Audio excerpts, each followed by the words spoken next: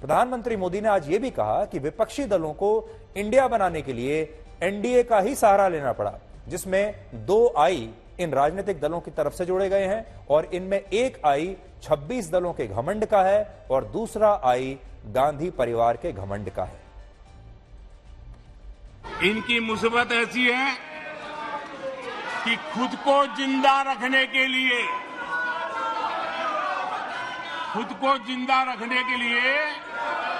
इनको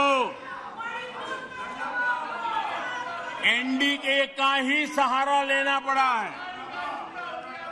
खुद को जिंदा रखने के लिए इन्हें एनडीए का ही सहारा लेना पड़ा है। लेकिन आदत के मुताबिक घमंड का जो आई है ना, आई वो उनको छोड़ता नहीं है और इसलिए एनडीए में 2 आई पिरो दिए, 2 घमंड के आई पिरो दिए। पहला आई 26 दलों का घमंड और दूसरा आई एक परिवार का घमंड। एनडीए भी चुरा लिया कुछ बचने के लिए और इंडिया के भी टुकड़े कर दिए। I dot, N dot, D dot, I dot. UPA को लगता है कि देश के नाम का इस्तेमाल करके अपनी विश्वसनीयता बढ़ाई जा सकती है।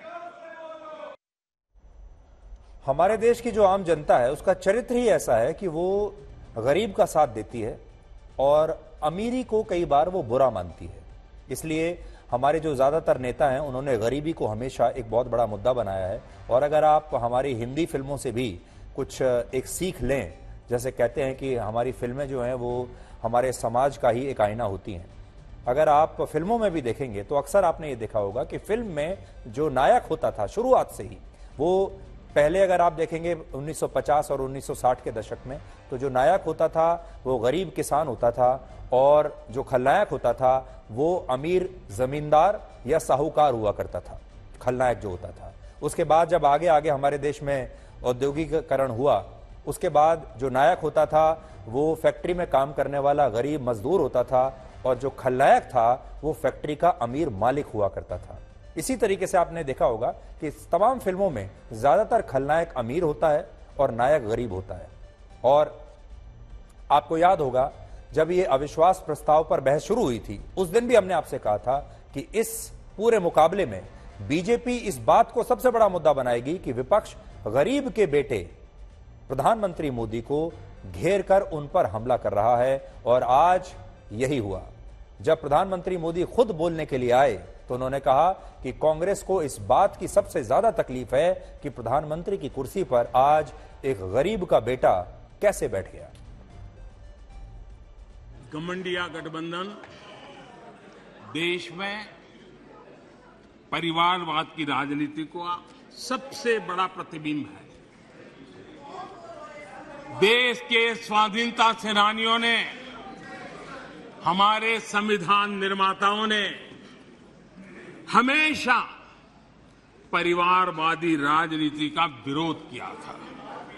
महात्मा गांधी, सरदार वल्लभ भाई पटेल, बाबा साहब आम्बेडकर, डॉक्टर राजेंद्र प्रसाद, मौलाना आजाद, गोपीनाथ बोरदोली, लोकनायक जयप्रकाश, डॉक्टर लोहिया, आप जितने भी नाम देखेंगे सबने परिवारवाद की खुलकर आलोचना की है। कांग्रेस को परिवारवाद पसंद है, कांग्रेस को दरबारवाद पसंद है, जहां बड़े लोग, उनकी बेटे बेटियां भी बड़े पदों पर काबिज हो। जो परिवार से बाहर है उनके लिए भी यही है कि जब तक आप इस महफिल में दरबारी नहीं बनोगे तो आपका भी कोई भविष्य नहीं है। यही उनकी कार्यशैली रही। लंका हनुमान ने नहीं जलाई, लंका हनुमान ने नहीं जलाई, उनके घमंड ने जलाई। और ये बिल्कुल सच है। आप देखिए, जनता जनार्दन भी भगवान राम के रूप की है, जनता जनार्दन भी भगवान राम के रूप की है। और इसलिए 400 से 40 हो गए। हनुमान ने लंका नहीं जलाई, घमंड ने जलाई, और इसलिए 440 हो गए, 400 से 40 हो गए।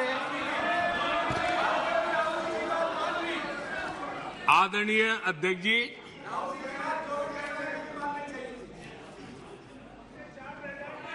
सच्चाई तो ये है, देश की जनता ने 2-2 बार 30 साल के बाद पूर्ण बहुमत की सरकार चुनी, लेकिन गरीब का बेटा यहां कैसे बैठा?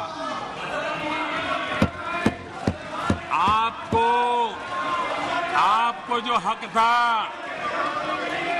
आप अपनी पारिवारिक पीढ़ी मांगते थे, वो यहां कैसे बैठ गया?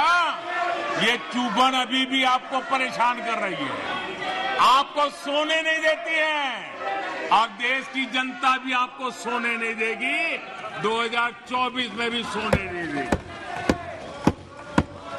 जो लोग आचार व्यवहार चाल चरित्र से राजा बन गए हो, आधुनिक राजा के रूप में ही जिनका दिमाग काम करता हो, उन्हें गरीब का बेटा यहां होने से परेशानी होनी है।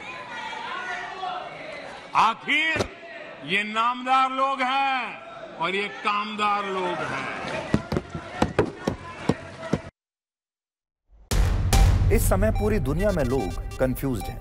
वो समझ नहीं पा रहे हैं क्या सही है, क्या गलत है, क्या सच है, क्या झूठ है। और ये स्पष्टता हम आपको अपने इस नए शो में देंगे। सब कुछ ब्लैक एंड व्हाइट में बताएंगे। इस शो में मेरे बालों के अलावा कुछ ग्रे नहीं होगा।